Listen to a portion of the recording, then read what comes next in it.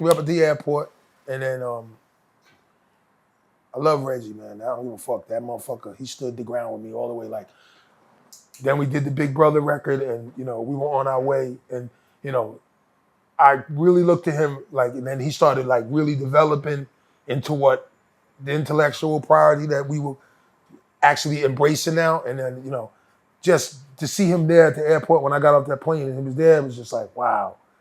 He told you. He told me. Did he hit you with the "I told you so"? Yes, he did. Yeah. Wow. But he hugged me like, like he you don't got people like that. Yeah. People like him and Meth you don't come a lot.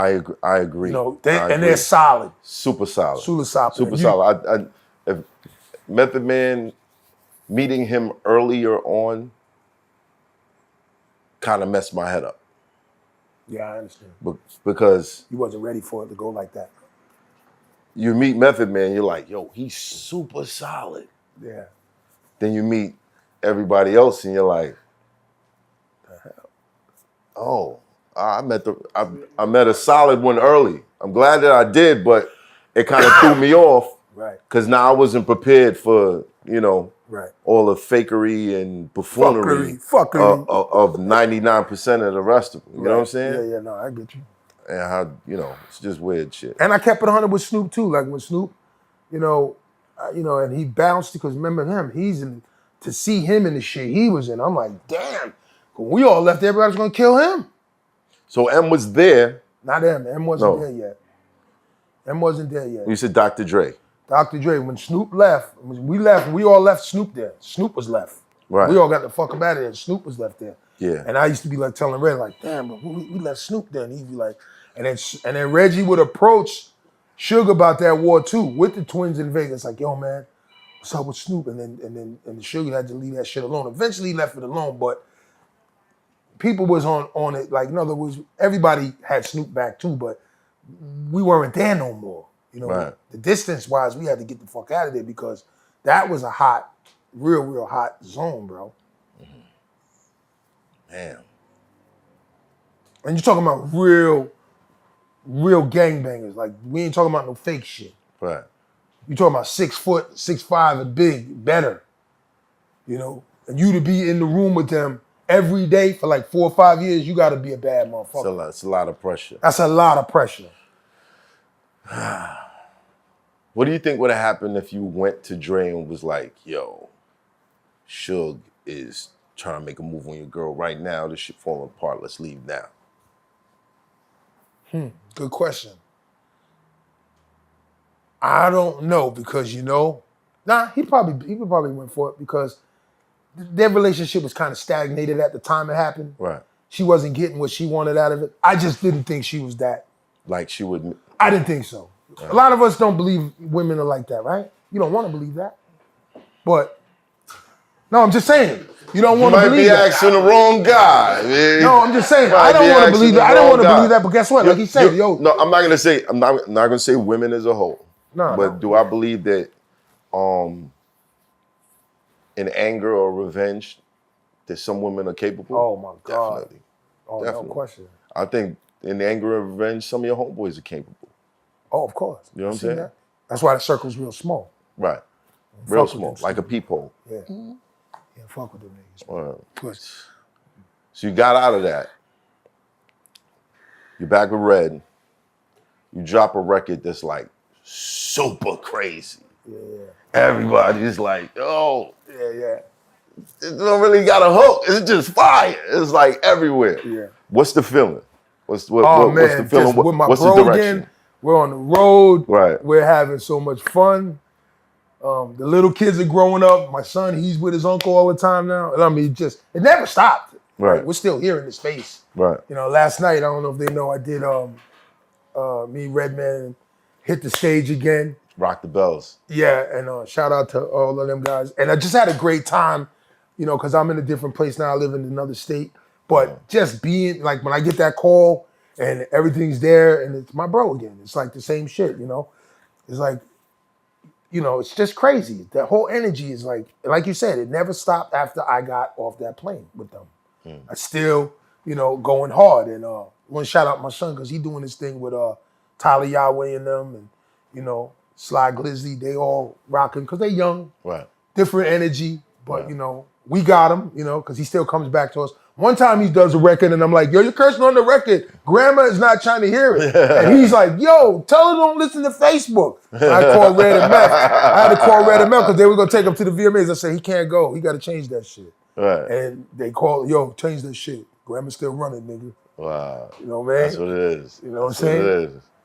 That's what it is. Shout out to them dudes though, man. Them dudes is like you said, man. You don't get up solid ones like that. Yeah. You know, and through that, it was really hard for him to see that and then come there and be like, "Yo, it's time to go." And I'm like, "No, it ain't. Roll the blunt." "Nah, nigga, fuck that." Like, I'm like, I know where we at. And you know what I'm saying? And I understand what he's saying. What he's saying is, "Nah, nigga, we ain't gotta do this. We got our own shit. We got our own shit." What do you think put you in a position where that was an option? Do you feel like you felt pressure like, all right, you know, because this industry, it's like people gravitate so much. People shift and curve so much to whatever's hot. That's it can part give you of it. insecurities. That was part of it. You know what I'm saying? That was part of it. Very good. And you know, being with something like that, you know, it looks like it's more than industry shit. That's Yeah. the appeal, right? That was the appeal too, because to see when I went out there and seen Snoop, you know, you seen the $1 million house and all of the cars outside, and you like, yo, we can have this shit too. And then you're entertaining it, but you're not really happy in it. Right. You know, I was happy when it was just, you know, my children and, you know, the people in my life. And then we had not as much, but we were good. It was better. It meant something, you know? Right. That really didn't mean nothing. The Woodland Hill, it was nice. Don't get me wrong, it was nice. But I don't come from there, you know? And I learned a valuable lesson too. Like Mike Tyson told me, he was like, you gotta remember, like Mike Tyson pops in every now and then on scenarios. He's ready to fight Flo Rida one day. For I don't know what reason. For what? What? I don't know. You can't just throw stuff like that out there. No, I'm just telling you. Now I need to know what happened. Yeah, no, listen, where I was at. This is crazy shit, right? I need the details, bro. You can't just say to he was ready to fight Flo Rida. I never heard that before. So we're hanging out in Sherman Oaks in Cali. Right. In sidebar, right? And then Mike Tyson's there. Right. So he's with he got the big ass the Phantoms outside, and we go in to get him the weed and shit. Yeah. So I think it was Craig Boogie and all of us there, and then I don't know. What year is this? This was before Flo Rida got on. He's not even a rapper yet. He's not a rapper. He's not even a rapper yet. Flo Rida. This is before he did the record with Nelly. This is about a year before he did the record for Nelly, because Nelly didn't show up. Right, but he's still a big, tall. Oh yeah, big nigga. Tim's on. He trying to rap like we rap, but he didn't find his voice yet till he did the Nelly record. And him and this man LB from Philly, shout out LB. So they getting into some shit. I don't even know what it's about. All I know is Devontae and them is not trying to go in the room because Mike is mad. Mike going through it. He walking the pacing. And I'm like, I'm going here, man, for this nigga to do something crazy. I go open the door and I'm like, yo, Mike, what the fuck is going on? These are my friends. And he said, what? I said, you heard, these are my friends. He's talking about Flo Rida and LB. I said, you can't do nothing to them. Where did you meet them at? How did they? Oh, LB and Flo? Yeah. They was with my boys. They was at a spot with Devontae. They had like this compound that everybody stayed. I had a room there. Right. And Flavor Flav had a room there. And they was just, trying to figure their shit out. And they was there too. So Mike Tyson has a great relationship with Devontae. Mm-hmm. So he come over there just to kick the breeze, And I'm happy to be there. And I remember I go downstairs and everybody's like, I'm looking at niggas, pale fam. What the fuck wrong? Mike in there, man, yo, niggas ain't trying to. I'm like, what? With them niggas? This nigga's an R&B nigga. So Flo Rida's not going in the room while it's going down because he knows if he goes in the room, it's just going to escalate. Mm-hmm. So I go in there, break the ice. I said, yo, cause Mike my nigga. I said, yo, man, Mike, these are my friends. He said, him? I said, yeah. What did it start over? I didn't even get to the bottom of it. All I know is this. When I got in there, Mike told me, he said, do me a favor. I'm going to leave these niggas alone. You help my friend Canibus.